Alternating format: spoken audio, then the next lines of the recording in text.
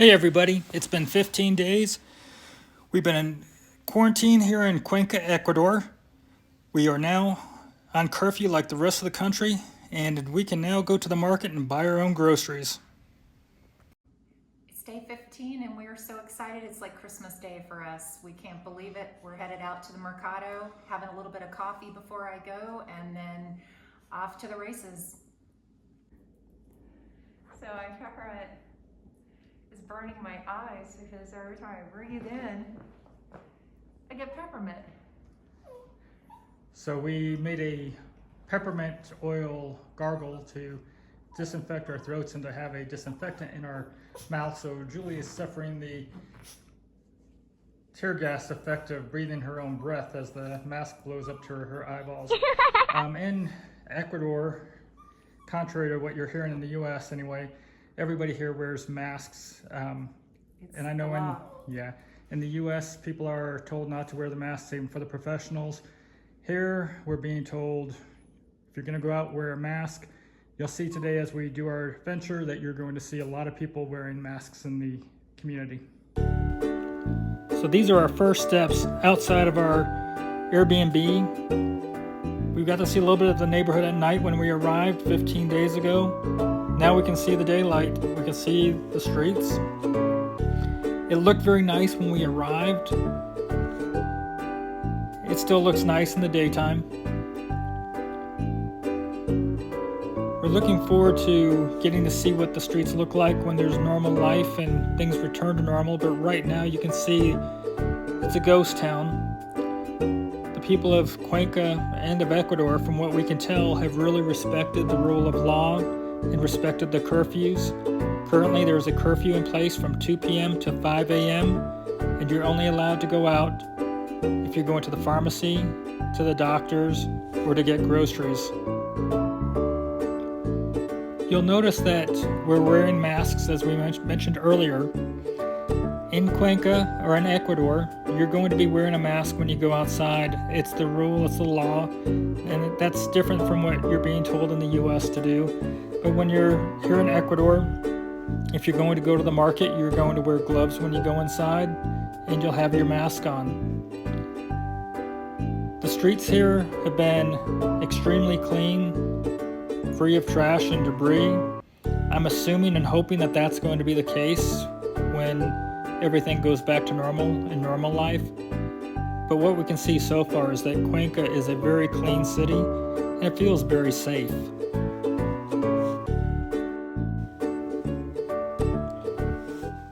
Now, Ecuador and Florida are similar in population, and they both had their first coronavirus infection come about on the same day.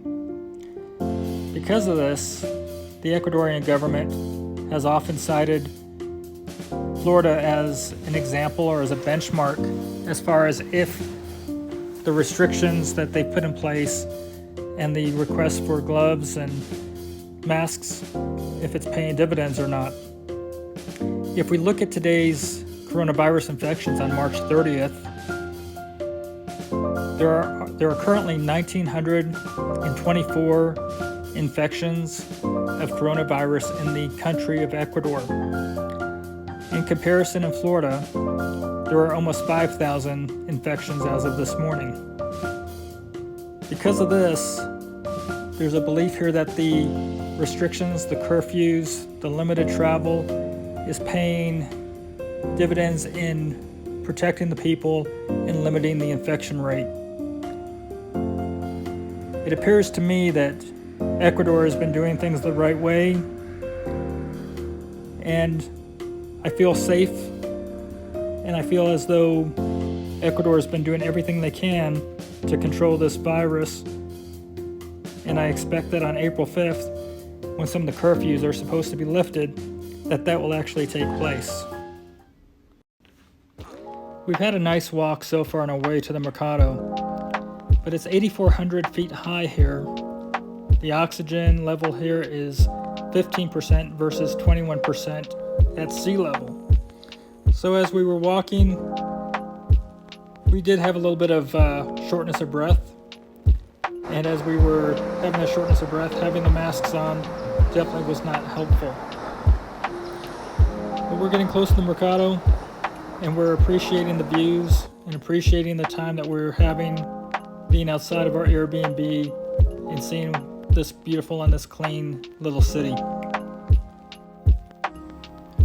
Before we get to the Mercado, I wanted to mention to you that in Ecuador they use the United States dollar.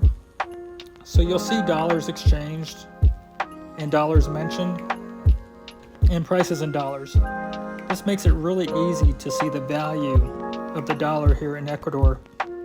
You don't have to deal with the exchange rates. Now, in the past, most of you will probably recall that there have been several attempts to put a US dollar coin in place. You had the Sacagawea dollar, and you also had the Susan B. Anthony dollars. These dollars went to mass circulation, and before you knew it, they were no longer in circulation. People didn't adopt them, but they're here in Ecuador, and they're part of daily life. So if you ever wondered where those coins went, here they are. Going to the Mercado has been on Julie's wish list ever since we decided to go to Ecuador. This is a big day for her, and this is the start of her adventure, I think, in her mind. So as we are going into the Mercado, you're going to see that there's a lot of vendors in here, each with their own stalls, selling all kinds of fruits, vegetables, and there's a section for meats as well, and others with dry goods. When we look through the produce here, the majority of the produce is grown right here locally, or within a short drive into Cuenca. Due to the elevation and being on the equator, the weather here doesn't vary too much from season to season, and is pretty stable.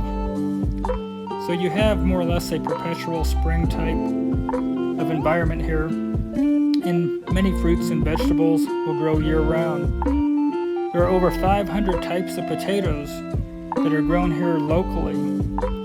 So there's a lot of different potatoes that you would never even have in the United States or even recognize them as being potatoes in the customary way you would look at it as an American. Surprisingly, one of the fruits that you would think would thrive here in Ecuador that is actually imported would be the apple. It actually doesn't get cold enough in Cuenca, Ecuador for it to be a local fruit, so it is imported from Chile. The costs of fruits and vegetables and other products here are incredibly low. In comparison to the Supermaxi or the other markets that are going to be more traditional like the United States, the cost of produce here, or many of the items, might be 1/3, 1/4, or 1/5 what you might pay in the store. Most of the items that we pay for or are buying today cost $1. So we would offer to pick up $1's worth, and we would get a bag of berries or a couple bags of fruits for $1. So depending on what we're buying, you're looking at typically $1 transaction. At least that's the way we've been handling most of our transactions. Some of the produce that's being sold is gargantuan. It's like something on steroids, but we know everything here is organic, so we know steroids are not in the equation. The cauliflower that Julie just picked up, that cauliflower is about as big as her head. Now, one thing about etiquette in the markets, you're not supposed to touch the vendor's products until they've acknowledged you and you are going to be a buyer. Normally, they will pick up the product and hand it to you, so the etiquette is that you are not to be picking up the product. Another thing about etiquette in the Mercado is you don't haggle on the price. The prices are so much lower than what you would get in the market that if anything, they might give you something extra. You will just basically want them to know how much you want to spend or what the quantity is of the vegetable or the fruit that they're offering. But you're not supposed to try to negotiate the price down from an already low price. Okay, successful trip to the Mercado. We're heading home. And then we'll go to the Super Maxi, more like a regular American grocery store. So we went to the popular Commissary grocery store, not the Super Maxi. We found a line with each person spaced more than 6 feet apart to enter the store. Everybody had to have a mask. Everybody had to have gloves. When you got to the front of the line, there was a police officer that would take your temperature, put disinfectant on your gloves, and disinfectant on the bottom of your shoes. Inside the store, there was no shortage of things like toilet paper. Every paper product you could think of was readily available on the shelves. There was also a large assortment of all kinds of fruits, vegetables, dry goods, meats.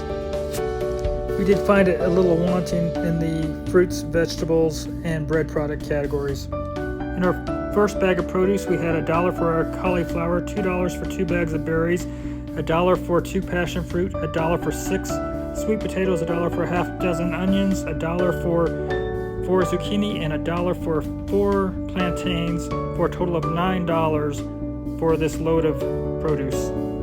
So this is part of today's haul. This cabbage here that's bigger than Julie's head by 2 is $1.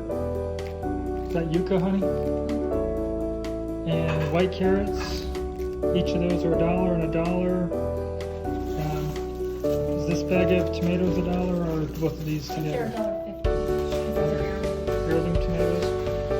And then these huge lemons here, those were how much for 3? The 3 lemons? 50 cents. The limes were 50 cents. Passion fruit, those were $1 for 3. And then some mozzarella, $2.50 for this fresh mozzarella. And then the eggs here, how much are the eggs going for? $1.50 for that dozen. So here's a comparison. The cabbage is 2 to 3 times the size of Julie's head. We also got an assortment of 2 different types of kale, white carrots, some tomatoes, passion fruits. This table here is $5. We're looking forward to trying all of the great produce here. Thank you for joining us today as we finally get a chance to explore some of Cuenca, Ecuador. Please subscribe, give us a like. We'll be exploring more of Ecuador, more of Cuenca, and other countries in the future. So please stay with us and please become a subscriber to our channel. Thank you very much, and we hope you all have a great day.